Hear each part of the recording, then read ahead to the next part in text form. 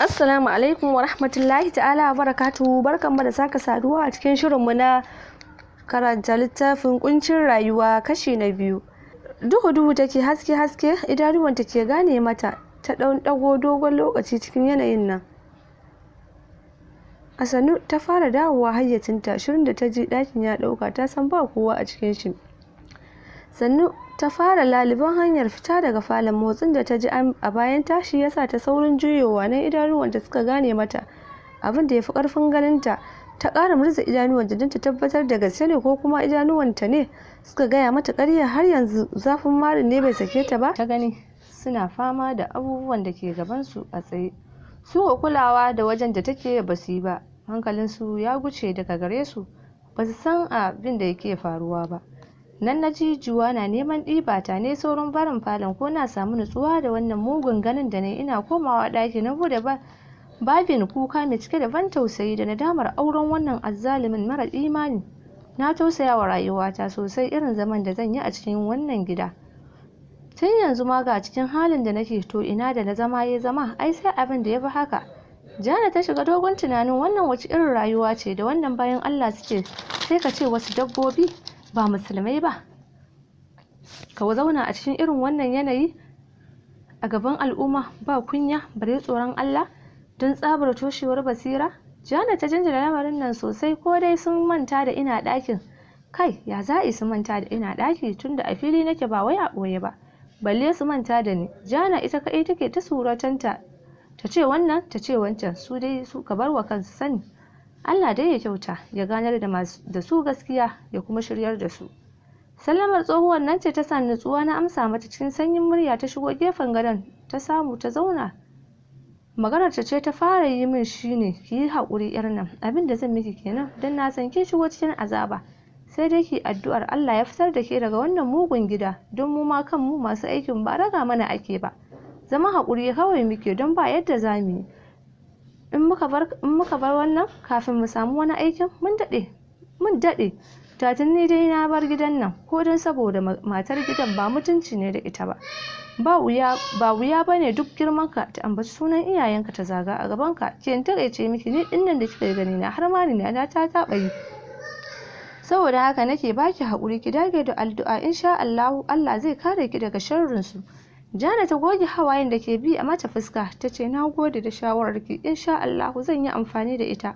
Tsohuwar ta ce ni suna na Rakiya, yanzu ma matar gidan ce ta ce kira ki taso mu je, don ba karamin aikin ta bane in ta ji shiru ta biyo bayana. Daga ni har ke ta mana rashin mutuncin da kare ba zai ci ba. Jana ta bar Rakiya kiran da Zainab take mata. A farfajiyar gidan suka tadda ita zaune bisa kujerun robar da ke wajen, an tanaje su don hutawa. Jana ta yi sallama, ta ja gefe ta tsaya don ta ji dalilin kiran Zainab. Zainab ta ce to mara da'a, wadda baki sau tarbiyya mai kyau ba, in uwarki ta yi kiran ki haka kike zuwa ki bata tsaye ba risinawa? Jana ta durƙusa kamar yadda ta ga tana son a durƙusa mata. Ta ci gaba da maganarta, karki zata miƙe kafa zaki a gidan nan, aiki ne hutunki. Yanzu ma na kiran ki ne don in kidaya miki abin da zaki ringa yi a kullum. Na farko, duk safiyar Allah ce zaki mana girkin safe da na rana da na dare, kuma kowanne yaro na gidan nan sai ya zaɓi abin da yake so, shi zaki girka mai, kuma ki tabbatar da kin yi girki mai daɗi don kar ki mana kwaɓa. Kin ji aikin farko na gaya miki,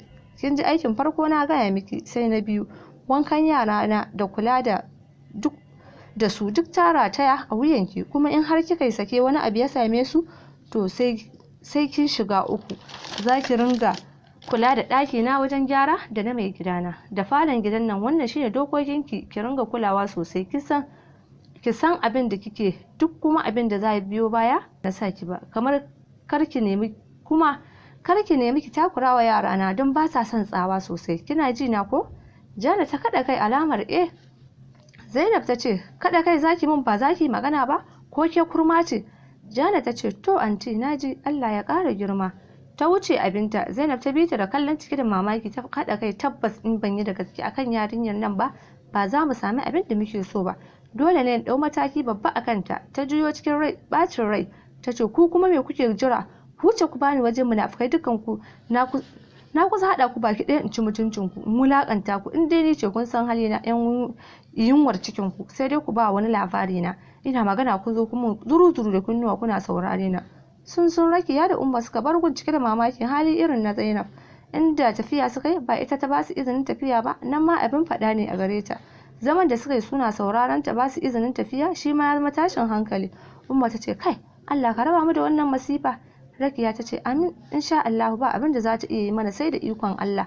Haka dai suka ci gaba da hirar su har suka kammala aikin su. Bari waiwaye Hajiya Hajara. Lami ta sallama ɗakin Hajiya Hajara ta shiga zaune ta same ta bisa tabarma tana jan carbi. Lami ta samu gu ta zauna riƙe da kwano a hannunta. Sai da ta kai ƙarshen lazumin ta shafa sannan ta ansa mata sallama ta ce lazumi nake Lami shi yasa ban amsa miki sallamar ki ba. Lami ta ce shi yasa na samu gu na zauna kafin ki idar. Bayan sun gaisa Lami ta ce Hajiya ga abincinki. Hajiya Hajara ta ce to Lami na gode Allah ya saka da alkhairi. Ba a gajiya? Lami ta ce wani irin gajiya Hajiya ai wadda muka bada shine rabon mu. To na gode Lami ki yi wa baban Iro godiya Allah ya ƙara buɗi. Amina Hajiya bari in je in zuba wa su Iro abinci za su tafi makaranta. To Allah ya bada sa'a Allah ya sa su yi ilimi mai amfani. Amina Hajiya. Lami ta fice daga ɗakin Hajiya Hajara ta buɗe kwanon abincin shinkafa da miya ce da kifi. Miyar sai kamshi take. Hajiya Hajara ta yi godiya ga Allah ta ce Allah kenan me yadda ya so da bawansa haka lamarin Allah yake, in wani ya ƙi ka sai wani ya so ka. Gashi Allah ya haɗa ni da yarinyar na yar arziki irin albarka tana taimaka min tamkar ni na haife ta. Ɗawainiya iri take min tun da na zo gidan nan take kulawa da ni sai Allah ya haɗa ta da miji na gari mai kirki da shi. Allah ya sa yaransa su yi gadon halinsa mai kyau. Ni dai ba abin da zan ce da bayan Allah nan sai godiya da neman gamawa da duniya lafiya.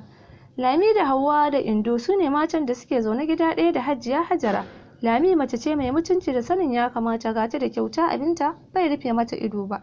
Gata da son jama'a yadda halinta yake haka namijinta yake, shi yasa zaman su yake lafiya ba fitina. 'Ya'yan Lami 4 Iro shine babba sai Sa'a sai Kabiru sai Haruna. Tun farkon zuwan Lami gidan ba sa shiri da Indo da Hauwa saboda tsabar fitinar su ba sa son zaman lafiya ko kaɗan. Kullum a cikin tashin hankali suke. Lami duk abin da suke ba ta kula su domin ita ba mai son yawan fitina ba ce. Suka haɗe mata kai ba sa hulɗa da ita. Hakan da suka yi bai damu Lami ba ko kaɗan tunda ta san ba sa ba ta ci bare sha. Kowa harkar shi daban ba miji ɗaya bane ya auro su ba, don haka me zai dame ta na haushi ba ta kula su ne yasa kullum a cikin yi mata habaici suke ba dare ba rana har lokacin da Allah ya kawo Hajiya Hajara gidan tadda su a halin da suke ciki. Ta yi kokarin ganin ta haɗa kansu su zauna lafiya amma ina hakan bai samu ba. Ita Lami ta ji maganar Hajiya su ne dai suka bijire suka ƙi haka ta haƙura ta rabu da su. ta ci gaba da ba Lami ba shawara wadda za ta amfane ta a kowane lokaci. Wannan shine ƙarin danƙon zumuncin da ya haɗa Lami da Hajiya Hajara. Indo da Hauwa suke jin haushin su Hajiya Hajara kullum a cikin roƙon Allah take. Allah ya fito mata Jana daga cikin wannan hukubar da ta shiga. Babban abin da yake tada mata hankali shine gargaɗin da Alhaji Hamisu ya zo ya mata har gida akan kar ta sake ko da wasa ta ce za ta je kai wa Jana ziyara gidan mijinta. Hajiya Hajara ta buƙaci ya sanar da ita akan wacce hujja zai kafa mata wannan doka. Ita da yarta zai mata san tsakani da ita. Ya ce saboda duk ranar da kika je gidanta ba za ta kwantar da hankalinta ba, ta zauna lafiya a gidan mijinta ba, kuma za ta dinga gaya miki ƙarya da gaskiya akan abin da ba a yi ba. Kuma ko mata ba tunani ne da ku ba, sai ki nemi ki ce za ki kashe mata aure. Wannan mummunar dokar da Alhaji Hamisu ya kafa ita take tada wa Hajiya Hajara hankali. Ta rasa inda ya sa gaba. Me yake nufi da wannan dokar? Hawaye suka kwaranyo daga idanuwanta. Ta ce ko me yake nufi? Allah ya fi shi. Allah shi zai mana maganin duk wata masifa da suke neman jefa mu a ciki. Duk wani jin daɗi an raba ni da shi a rayuwata. Ba ni da kowa sai Allah, dama shine gatana. Ba Alhaji, ba Ahmad, ba Sumayya, ba Murjanatu, duk an raba ni da su.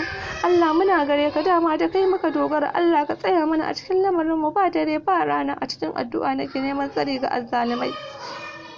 To Allah ya kiyaye kuma Allah ya kare. Jana na zaune a gindin famfo ta tagumi abin duniya ya ishe ta. Tana tunanin ya za ta yi da wannan rayuwa mai tarin bakin ciki da kuncin kaurin da ta ji abincin da ta dora yana yi shi yasa ta tashi da gudu ta karasa cikin kicin ta yi sauri ta sauke tukunyar abinci duk ta yi kamu. Abincin ya kone ya baki, jalof din shinkafa ce ta haɗu ƙarshen haɗuwa amma ina ba za ta ciyu ba saboda ta yi baki sosai. Jana ta rasa yadda ya za ta yi da wannan abincin, gashi rana ta yi lokacin dawowar yara daga makaranta ya yi. In har ta ce za ta ɗora wani abincin lokaci ƙurewa zai yi. Ta yi shiru na ɗan wani lokaci tana tunanin menene mafita. Umma ta shigo kicin ɗin da sauri, ganin Jana a tsaye yasa ta yi turus ta ce, au ashe kina kicin ɗin? Ai ƙaurin da na ji ne yasa ni saurin zuwa don in duba miki girkin. Na da ta sallah kike. Jana ta kaɗa kai, hawaye suka kwaranyo mata, ta yi saurin sharewa. Umma ta ce, to Murjanatu me na kuka? Ki rage wa zuciyarki yawan damuwa, dan in har kika ce haka mai kankantar abu a cikin gidan nan kuka zaki mai, to wallahi kina tare da wahala, dan sai idanuwanki sun tsiyaye akan kuka. Ke dai a kullum ki kasance mai yawan bautar Allah da neman tsari daga zaluncin wannan matar, don ba imani ne da ita ba. Mu ma zaman hakuri muke da ita, mu ga abincin ya kone da yawa. Jana ta bude tukunyar abincin ta ce abincin ba zai ciyu ba. Umma ta iba ta ɗanɗana ta ce ya za ki ce ba zai ciyu ba?